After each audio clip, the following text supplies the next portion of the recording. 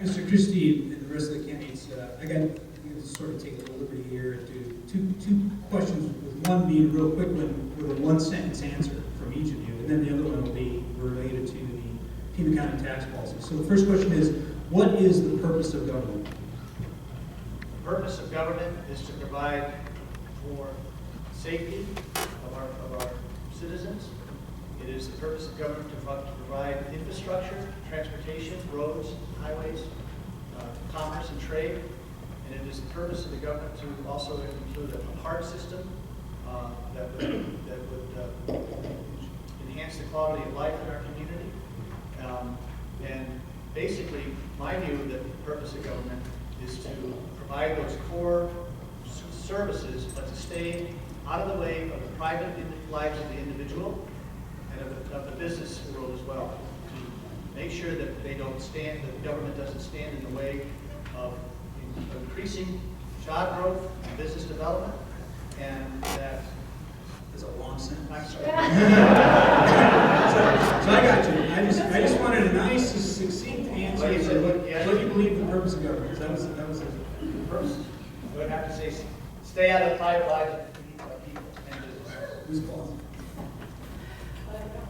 Here. The purpose of county government, I'm assuming you're asking, to me is not to create and pick and choose winners and losers in business. The purpose of county government is to do its government job, which is provide us with infrastructure, create a low tax, low debt environment, and create an atmosphere in which businesses can thrive so we can attract more business, expand our tax base, and get our services going. Respect.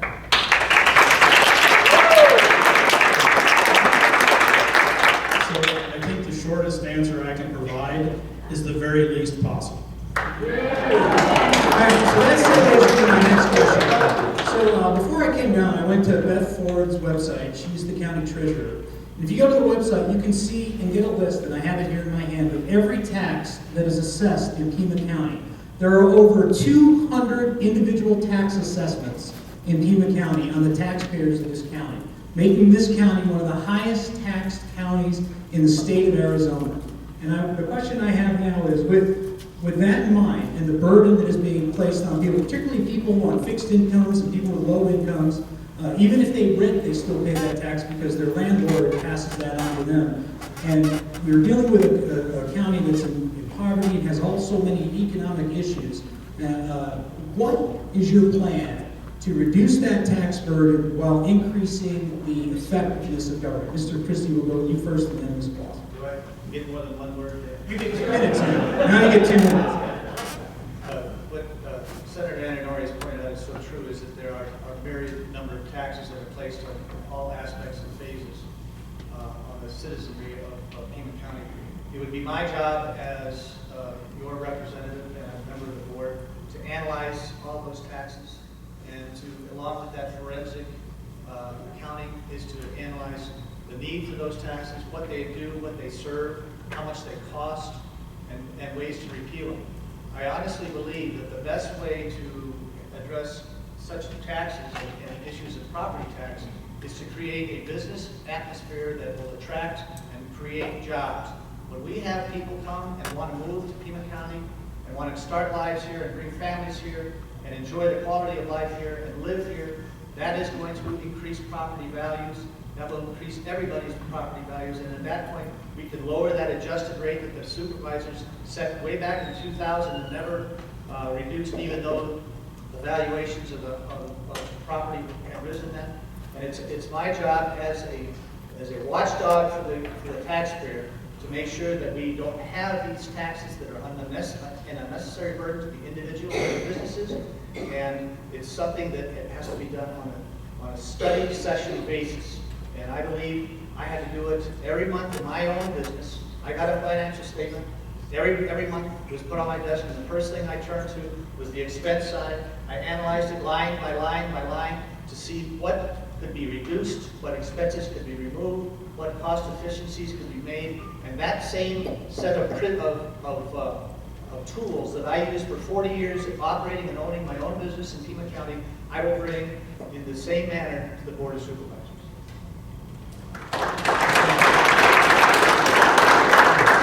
The most, oh, sorry. The most significant thing we could do as county, for county leadership, is to bring business to Pima County, create an environment, I just pretty much said this earlier, create an environment in which business will thrive. That will increase our tax base. Then the individual doesn't have to be taxed as much. That's the overriding tax issue. Our property taxes have been raised 5 times since 2013. And part of the problem with these tax increases is we don't know really where the tax money's going to. I propose to mandate a list of projects designating payments and property purchase that are to be purchased from the proposed tax hikes ahead of the tax hike approval or disapproval, and put in place a follow-up method to ensure that the money is used as promised. I'll give you an example. The secondary library property tax has been raised on average 16% in years 2013, 14, and 15. Do we know where that money has gone? Not really. Example 2. For a second year in a row, Mr. Huckleberry wants to increase flood control district budget. Last year, we raised taxes. The raised taxes brought in an additional $1.1 million. And shortly thereafter, land was purchased for $931,000. Do we know if that was a coincidence? Yes, it could have been a coincidence, but maybe it wasn't. The point I'm trying to make is we don't know where our tax money is going. So if we have an organized situation, paper process, if you will, of explaining what that tax money is going to and a follow-up program to ensure that that's where the money is going to, then I propose that. And as your supervisor, I propose to treat the taxes like they were my own money in my own household budget.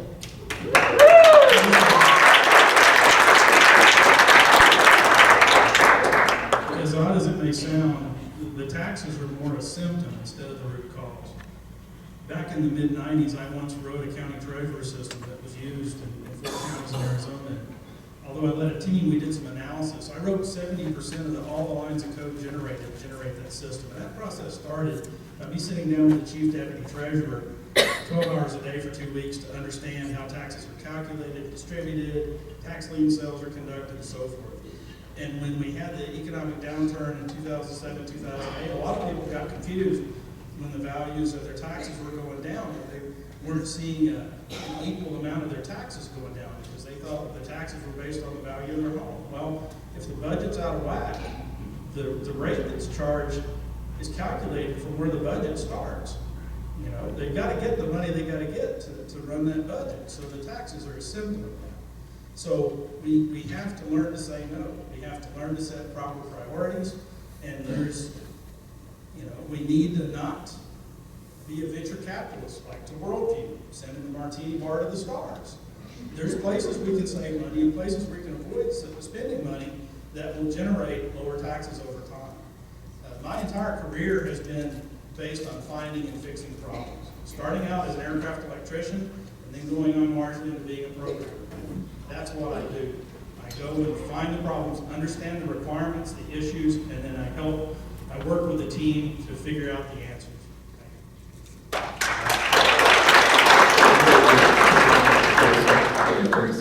Nobody at this stage, in this podium, has paid more taxes than I have. For 40 years, I paid my business taxes, I met payroll, and I contributed to my community. I know the effect of what taxes have. You have a terrific year, a terrific bottom line, and then you get the tax bill and you wonder where it all goes to. There's nothing that I know better and more intimately than the toll that taxes take on the individual and on the business owner. And I assure you, I will remember that and utilize that set of rules and those guidelines and that experience when it comes to looking at the taxes of Pima County. I have something to Well, Mr. Christy and I have something in common. Who'd have thunk it? I too was a business owner, and I too know the toll that payroll taxes, excessive regulations, and high property taxes take, not only on a business, but on the individual. When we all decide to move somewhere new, what do we look at? The education, are there good schools for our children? We look at our services, we look at the crime rate, and we look at our taxes. If we want to chase away more people like we are continuing to do, then we should continue to raise our taxes. Thank you, Mr. Becker. Yeah, I've got something to add as well, just to make sure we're all on the same playing field here. I've been a business owner as well. That treasurer system that I helped to develop, because the county didn't want to do anything with it because my employer didn't. I started a company with $200 in the bank. In our second year, we earned $750,000 in gross revenue. So I know businesses. Okay, thank you. We're going to move on to the next question. We're going to start with you, Ms. Closen. Pima County imposes a half-cent sales tax that goes to fund the RTA, the Regional Transportation Authority. Maricopa County has a 0.7% county sales tax that funds roads and prisons. Would you be open to considering a sales tax increase for Pima County? I believe just a general overarching philosophy is that the sales tax is probably the most fair way to tax people. What is your question? What was the last part of the question? Would you be open to considering a sales tax increase for Pima County? For what? I would have to know what it goes to. For the roads, I'm not going to approve a sales tax if I don't know what it goes to. You would approve one if you knew what it was going for? No, not necessarily. No. I would extinguish every humanly possible avenue by what I was saying earlier about trimming our budget, cut the low-hanging fruit, and yes, I know, that's probably not a good saying, but there is a lot of waste and irresponsible spending out there. I would start with that. Then I would work on restructuring the economic structure of our county. Create a low tax and low debt environment. Stop with the selling of bonds, that $815 million bond proposition. Thank goodness that didn't pass, because we'd have $1 billion added to our already existing $1.4 billion debt. Then we have to work on our business after we get our economics in order and attract business to Pima County. And like I said earlier, I sound like a broken record, but expand our tax base so the individual, you, don't have to be taxed. After doing that, streamlining the development services, streamlining any kind of other, well, I've got a whole list of things, but streamlining, let's just leave it at that because I'm getting the 30-second man over here. After all those issues are extinguished, then I wouldn't take anything off the table, but I would absolutely do it as a very last resort.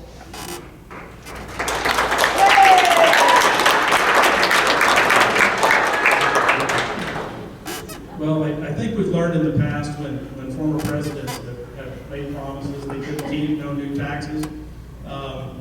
Never say never. But much like my opponent, raising taxes would be a very, very last-ditch effort. And here as I stand today, I can't see approving it with, the voters have already spoken. They didn't want the bonds. They want us to show that we can manage our money correctly. They don't want more taxes. And if something changed down the road that changes that position, so be it. But as I stand before you today, I think we're the highest tax county in the state. There's no need to make it any worse. Let's learn to say no and learn to prioritize the things that are most important, which helps bring economic prosperity and new businesses and growing businesses to Pima County. The last tax that Pima County significantly had was the Regional Transportation Authority's half-cent sales tax. That is a dedicated sales tax for a dedicated purpose. It represents the most significant and successful model for infrastructure and road construction projects in Pima County. It has been widely received, and we here in this I-19 corridor and in Green Valley in particular have reaped the benefits of it. That was a tax, but we knew exactly where it was going and what for. And that's the difference between a general overview of a widespread tax or a specific dedicated tax. If the question is, do I want to have a general overview tax, a widespread tax? At this point, I think we're taxed enough. There may come a time when we look at that RTA tax and may have to decide if we want to raise that or not. That's going to take a lot of transparency with the public and a lot of public discussion and disclosure. And that's what makes the RTA the successful model it is. And that might be an area where we might want to do a tax. But overall speaking, I believe this county's taxed enough. We set our priorities right.